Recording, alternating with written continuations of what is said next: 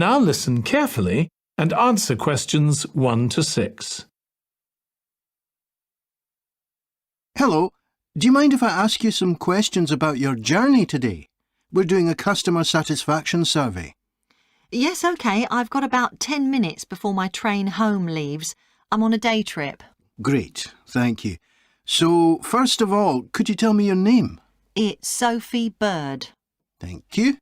And would you mind telling me what you do? I'm a journalist. Oh, really? That must be interesting. Yes, it is. So, was the reason for your visit here today work? Actually, it's my day off. I came here to do some shopping. Oh, right. But I do sometimes come here for work. OK. Now, I'd like to ask some questions about your journey today, if that's OK. Yes, no problem. Right. So, can you tell me which station you're travelling back to? Stormforth, where I live. Can I just check the spelling? Staunfirth?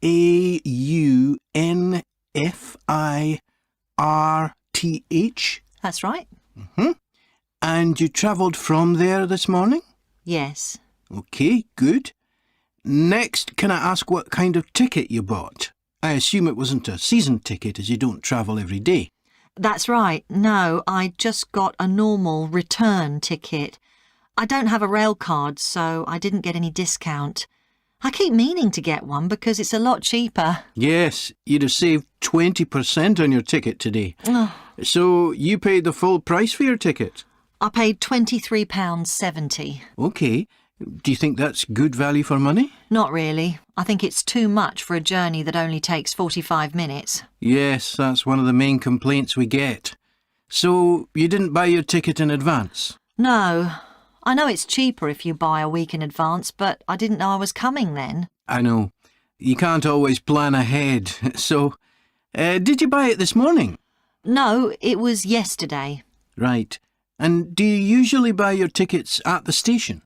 Well, I do usually, but the ticket office closes early and I hate using ticket machines. I think ticket offices should be open for longer hours. There's always a queue for the machines and they're often out of order. A lot of customers are saying the same thing. So, to answer your question, I got an e-ticket online. Before you hear the rest of the conversation, you have some time to look at questions 7 to 10.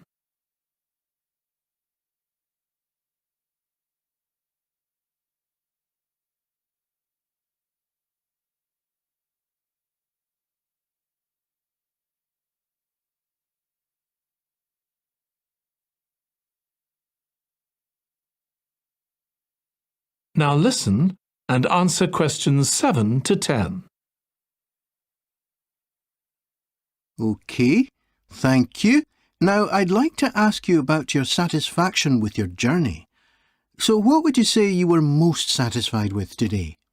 Well, I like the Wi-Fi on the train. It's improved a lot. It makes it easier for me to work if I want to. That's the first time today anyone's mentioned that. It's good to get some positive feedback on that. And is there anything you weren't satisfied with? Well, normally the trains run on time and are pretty reliable, but today there was a delay. The train was about 15 minutes behind schedule. OK, I'll put that down. Now, I'd also like to ask about the facilities at the station. You've probably noticed that the whole station's been upgraded. What are you most satisfied with? I think the best thing is that they've improved the amount of information about train times, etc. that's given to passengers. It's much clearer. Before, there was only one board and I couldn't always see it properly, which was frustrating. That's good. And is there anything you're not satisfied with? Let's see. I think things have generally improved a lot. The trains are much more modern and I like the new cafe. But one thing is that there aren't enough places to sit down, especially on the platforms. OK. So I'll put seating down, shall I, as the thing you're least satisfied with? Yes, OK. Can I ask your opinion about some of the other facilities? We'd like feedback on whether people are satisfied, dissatisfied, or neither satisfied nor dissatisfied. OK.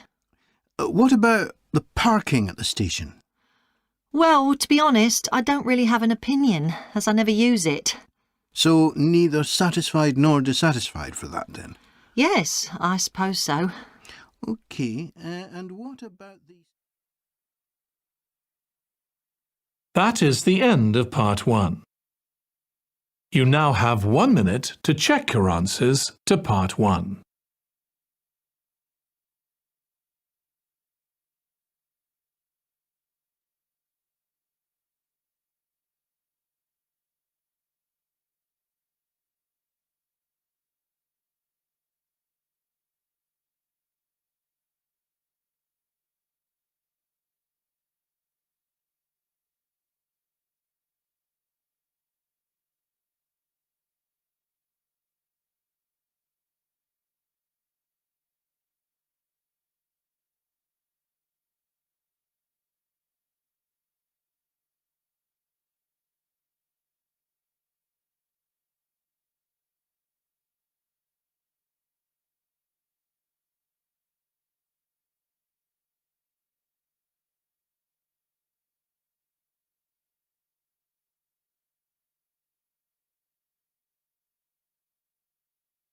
Part 2.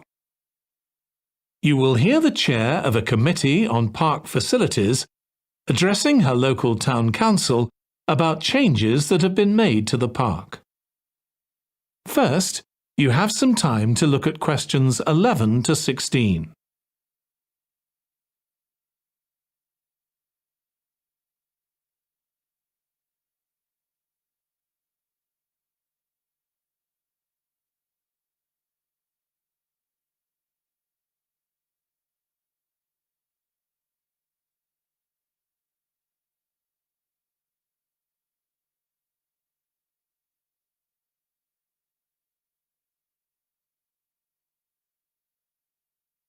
Now listen carefully and answer questions 11 to 16. As chair of the Town Council Subcommittee on Park Facilities, I'd like to bring you up to date on some of the changes that have been made recently to the Croft Valley Park. So if you could just take a look at the map I handed out, let's begin with a general overview. So, the basic arrangement of the park hasn't changed. It still has 2 gates, north and south, and a lake in the middle. The cafe continues to serve an assortment of drinks and snacks, and is still in the same place, looking out over the lake and next to the old museum. We're hoping to change the location of the toilets and bring them nearer to the centre of the park, as they're a bit out of the way at present, near the adventure playground, in the corner of your map. The formal gardens have been replanted and should be at their best in a month or 2. They used to be behind the old museum, but we've now used the space near the south gate, between the park boundary and the path that goes past the lake towards the old museum. We have a new outdoor gym for adults and children, which is already proving very popular. It's by the glass houses, just to the right of the path from the south gate. You have to look for it, as it's a bit hidden in the trees. One very successful introduction has been our skateboard ramp. It's in constant use during the evenings and holidays. It's near the old museum, at the end of a little path that leads off from the main path between the lake and the museum. We've also introduced a new area for wildflowers to attract bees and butterflies. It's on a bend in the path that goes round the east side of the lake, just south of the adventure playground. Before you hear the rest of the presentation, you have some time to look at questions 17 to 20.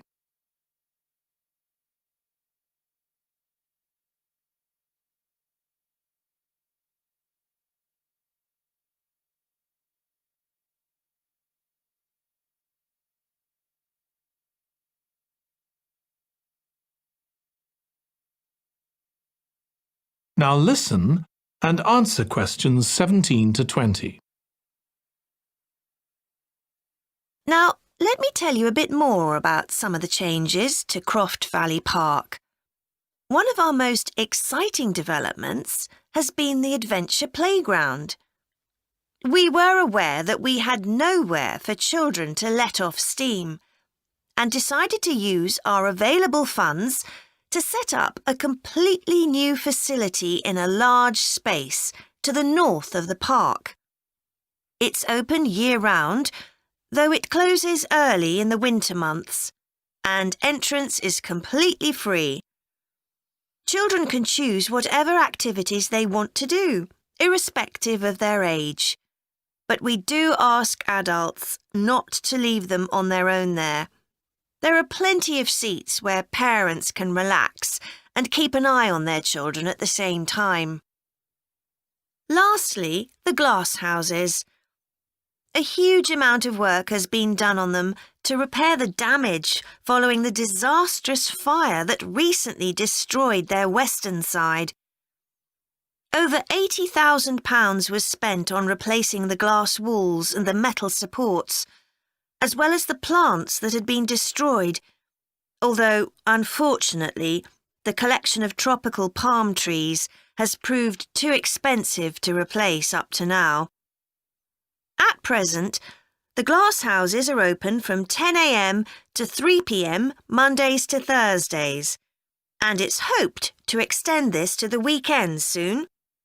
We're grateful to all those who helped us by contributing their time and money to this achievement. The gardens have really been That is the end of part 2. You now have 30 seconds to check your answers to part 2.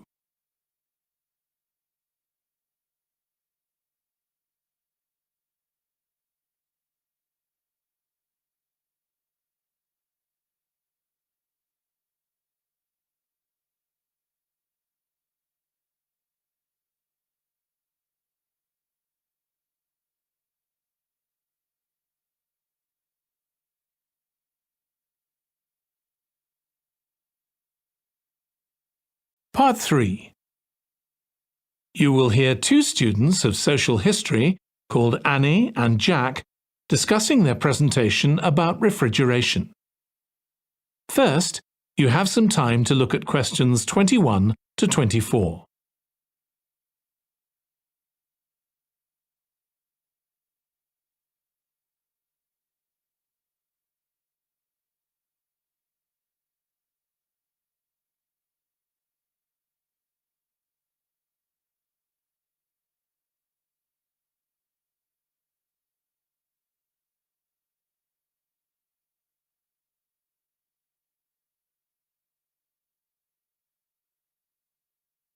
Now listen carefully and answer questions 21 to 24. OK, Jack. Before we plan our presentation about refrigeration, let's discuss what we've discovered so far. Fine, Annie, though I have to admit I haven't done much research yet. Nor me. But I found an interesting article about ice houses. I'd seen some 18th and 19th century ones here in the UK, so I knew they were often built in a shady area or underground, close to lakes that might freeze in the winter. Then blocks of ice could be cut and stored in the icehouse. But I didn't realise that insulating the blocks with straw or sawdust meant they didn't melt for months. The ancient Romans had refrigeration too. I didn't know that. Yes. Pits were dug in the ground and snow was imported from the mountains, even though they were at quite a distance. The snow was stored in the pits. Ice formed at the bottom of it. Both the ice and the snow were then sold. The ice cost more than the snow, and my guess is that only the wealthy members of society could afford it. I wouldn't be surprised. I also came across an article about modern domestic fridges. Several different technologies are used, but they were too complex for me to understand. You have to wonder what happens when people get rid of old ones. You mean because the gases in them are harmful for the environment? Exactly. At least there are now plenty of organisations that will recycle most of the components safely. But of course, some people just dump old fridges in the countryside. It's hard to see how they can be stopped, unfortunately. In the UK, we get rid of 3 million a year altogether. That sounds a lot, especially because fridges hardly ever break down. That's right. In this country, we keep domestic fridges for 11 years on average, and a lot lasts for 20 or more. So if you divide the cost by the number of years you can use a fridge, they're not expensive, compared with some household appliances. True. I suppose manufacturers encourage people to spend more by making them different colours and designs. I'm sure when my parents bought their first fridge, they had hardly any choice. Yes, there's been quite a change. Before you hear the rest of the discussion, you have some time to look at questions 25 to 30.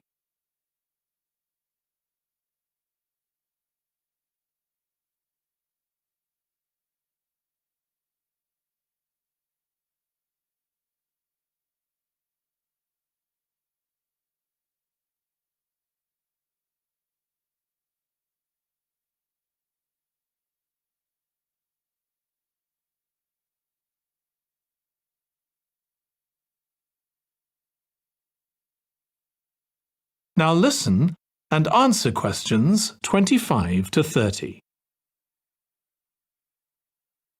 Right, let's make a list of topics to cover in our presentation and decide who's going to do more research on them. Then later we can get together and plan the next step. OK. How about starting with how useful refrigeration is and the range of goods that are refrigerated nowadays? Because, of course, it's not just food and drinks. No, I suppose flowers and medicines are refrigerated too. And computers. I could do that, unless you particularly want to. No, that's fine by me. What about the effects of refrigeration on people's health? After all, some of the chemicals used in the 19th century were pretty harmful, but there have been lots of benefits too, like always having access to fresh food. Do you fancy dealing with that? I'm not terribly keen, to be honest. Nor me. My mind just goes blank when I read anything about chemicals. Oh, all right then. I'll do you a favour. But you owe me, Jack. OK. What about the effects on food producers?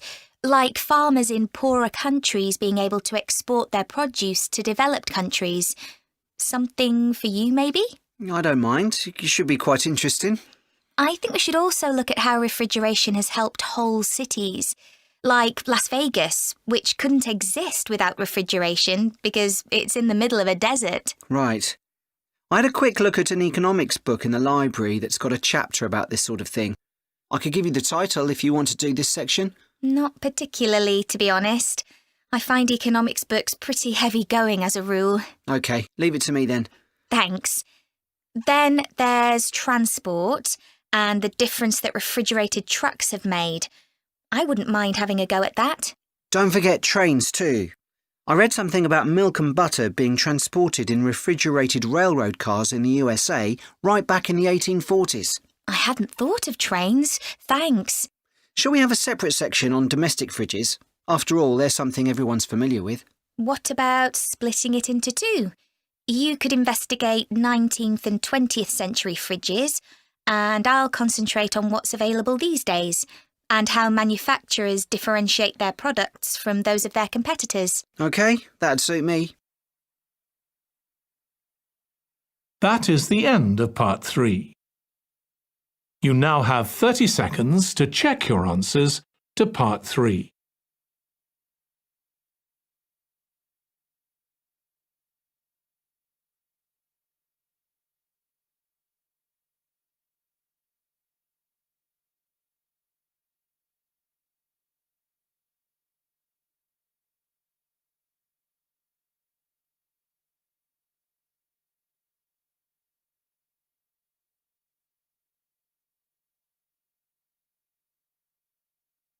Part 4.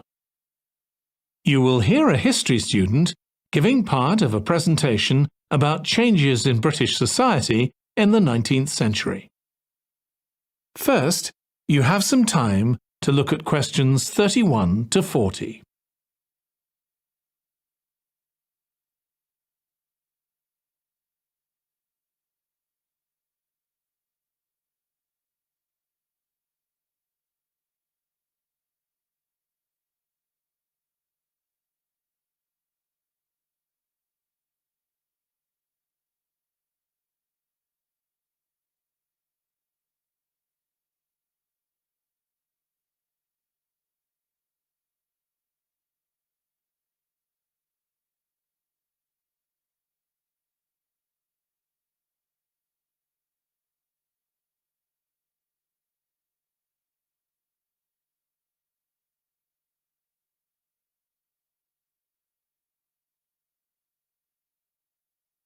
Now listen carefully and answer questions 31 to 40.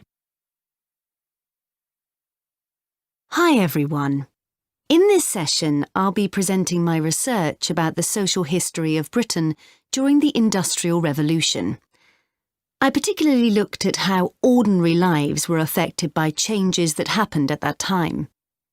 This was a time that saw the beginning of a new phenomenon, consumerism, where buying and selling goods became a major part of ordinary people's lives.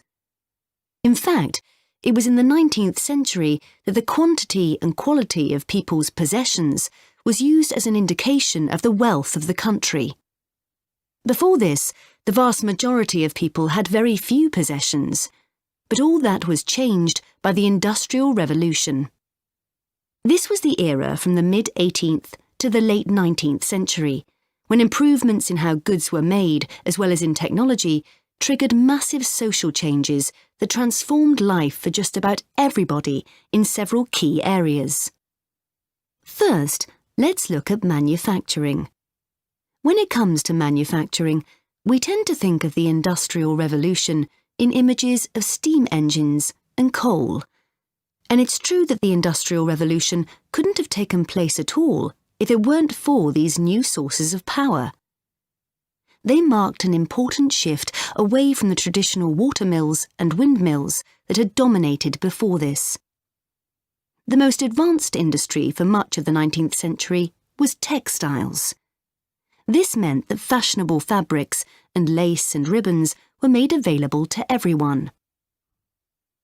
Before the Industrial Revolution, most people made goods to sell in small workshops, often in their own homes.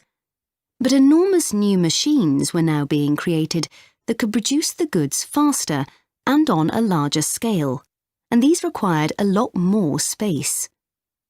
So large factories were built, replacing the workshops and forcing workers to travel to work. In fact, large numbers of people migrated from villages into towns as a result.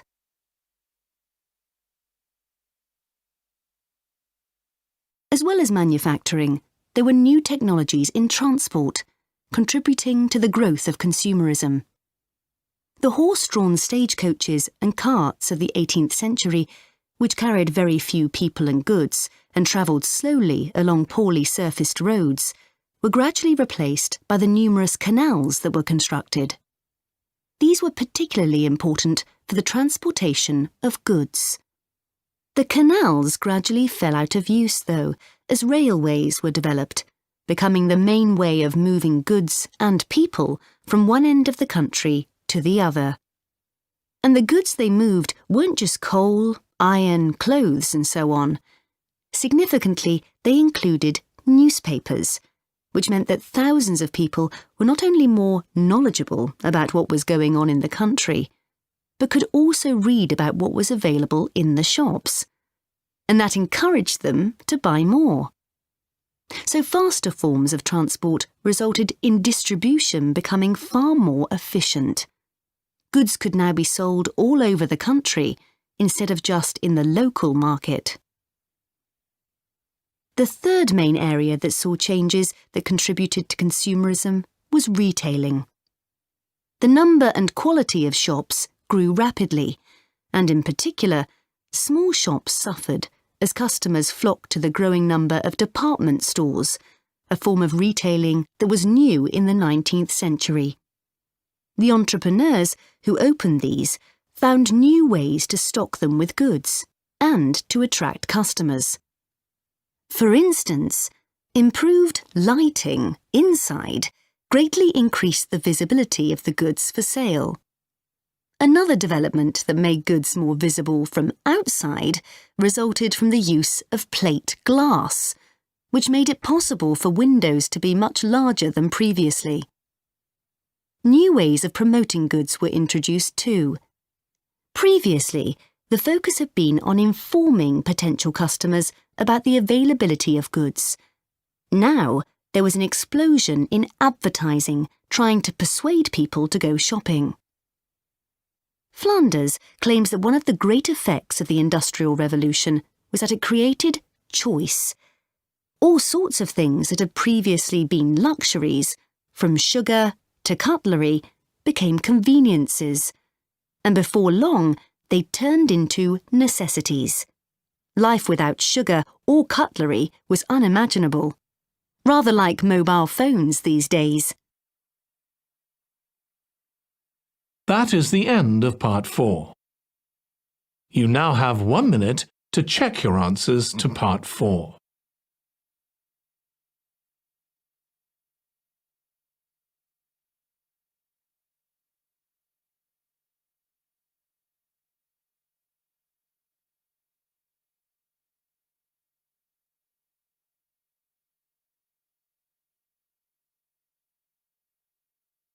That is the end of the listening test. In the IELTS test, you would now have 10 minutes to transfer your answers to the answer sheet.